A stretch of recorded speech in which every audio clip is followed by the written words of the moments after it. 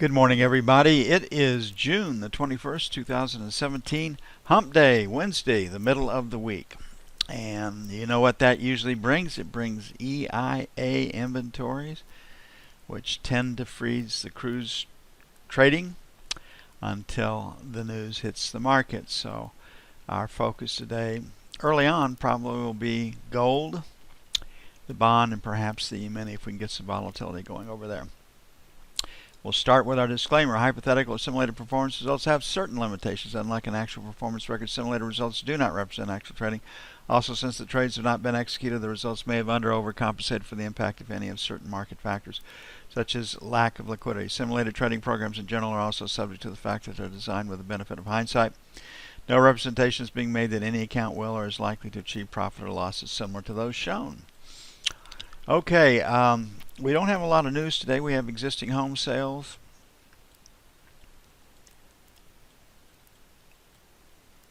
$5.55 million. My guess is that number comes in lower than forecast. Crude inventories minus 1.4 million. Last night, crude drew 2.72. The APIs. Gasoline only built 400,000 barrels. So the focus will be the crude and whether gasoline draws or builds too. And gasoline will be probably as important a factor as the crude inventories. Direction of the EMini, I think, will tell a tale of today's tape. If the EMini continues to sell, and that selling has been attributed mostly to the sharp decline in oil prices, then treasuries can rally. Started out this morning hoping to sell 27s. We'll make it 25 to 29 now for sell 1, and 31 to 03 for sell 2. I just see us in a trading range. Seller above 28, buyer below 16. The first buy is 17 to 21. It's pretty aggressive, depending on what the EMini does, and then 9 to 13 allows us to pick up the bottom of the range. So right now, if you look at the market,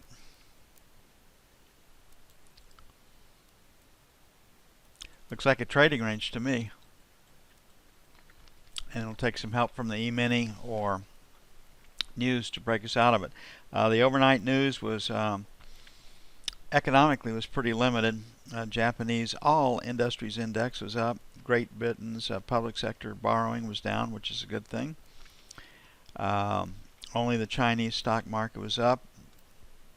China was included in the MSCI index for emerging markets, and that's probably what boosted their stock market, given that every other market in the world is lower.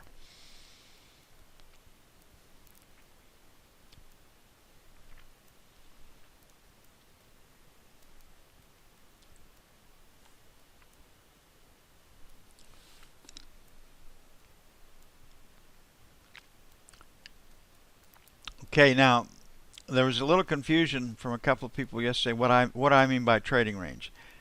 There's what the market is doing on a daily basis and what the market is doing intraday. So after the market has moved intraday, that's when I'll come in and I say I think the market's going to transition into a trading range right now.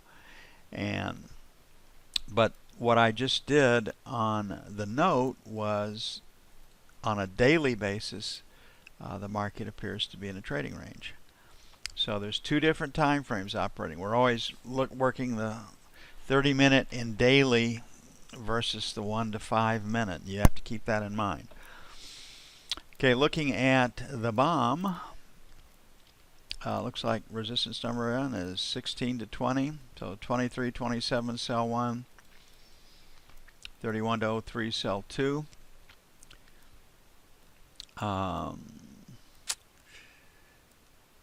We're in that right now. Number 1 to number 8 is 4 to 8 is number 1. 29 to 01 is buy 1. And 21 to 25 is buy 2. Okay, politically, they think between the candidates themselves and the outside advertising that 50 million bucks was spent on District 6 in Georgia on that election last night, and the Republican was declared the winner pretty early last night. I think last count I saw she had 52% plus of the vote, and the Democrat contender had 47+% of the vote. So the Democrats that poured tons of money and energy and effort into a special election once again have lost. They have not won one of them yet. And so the referendum against Trump and the Republicans has yet to be discovered or uncovered. So I guess they're back to the drawing board waiting for the next deal. But they can't afford to spend 50 million, 25 million bucks, 23 million bucks, whatever it happened to be, on each candidate running for the House. It's been deemed the most expensive race ever, so another setback for the Democrat strategists. Okay, looking at gold, we were where we were last night, 48 to 50. Sell 1. 54.56, sell 2. On the buy side, it's 40 to 43. And then 35.37. Okay, Britain, the Bank of England, last night suggested that they might raise interest rates, or that they'd like to raise interest rates in 2017. That sent the pound up. That's also pressures gold, because if interest rates are going up in the UK,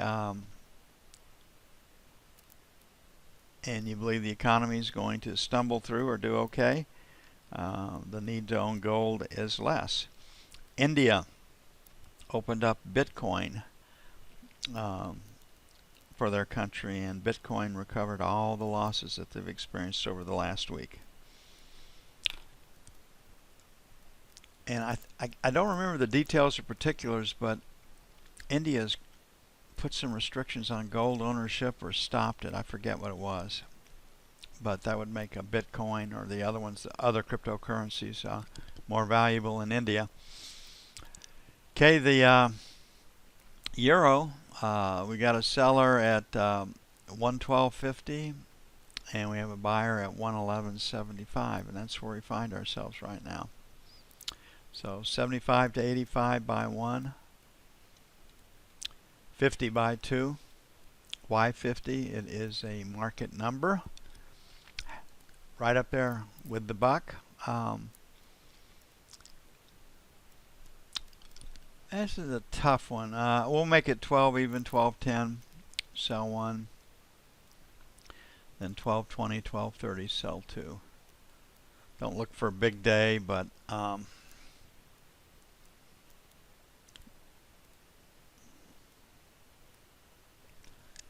think the trading range might hold. I think the bias is lower, but maybe not today. Okay, crude oil. It is EIA inventory day. That usually gives us a 30 to a 40 tick range before the announcement. Then all hell breaks loose. So they're looking for a draw of 1.4.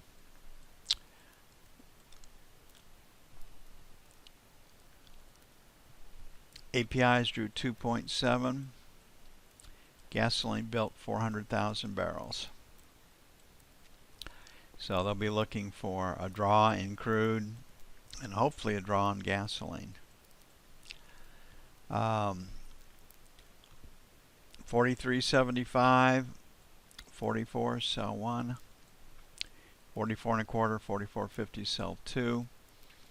See, there's a pretty clean break in the market at 44 1/4. Halfway into this single prints right here, we'll get a short right about 44. That's the top end of our number one sell band. 43 even, 43 and a quarter, buy one. 42.50, 42.75, buy two. Looking for 30 to 40 ticks until the news hits.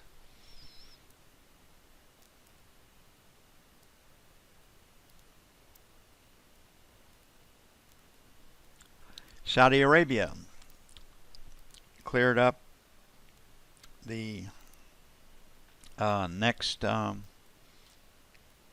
king or monarch or Saudi Arabia. They bypassed a 57-year-old. Like this guy's in his 30s, so that's off the table, and we'll settle some of the speculation for sure over who takes over Saudi Arabia next. Nothing is guaranteed. With 5,000 princes out there, the palace intrigue must be something in Saudi Arabia. Don't envy those who comes next or what comes next. Okay, we've got resistance at 35 to 40, and we've got support at 25 to 30 in the EMini. I'm not sure it'll sell today. Still longer term, I think we're still headed higher. Takes a piece of news to get us there. 35, 37, sell one. Dealing with a P overnight, so we might do a little bit better. 39 to 41, sell two. On the buy side, 29 to 31. And then 25 to 27. We'll see how crude influences the trading today. Like I said, China's equity market was up, probably because of inclusion into the MSCI Emerging Market Index. And that will increase demand. Will make it more, well, we'll get it cleared to trade in more accounts, so demand goes up for it with that inclusion. Okay, got a lot to do still. I'm going to get busy doing it. We'll be back for the PAT stats on the bond. And our news today is existing home sales, which comes at 10 Eastern, so that's a ways away, so I'll be back with you as soon as possible.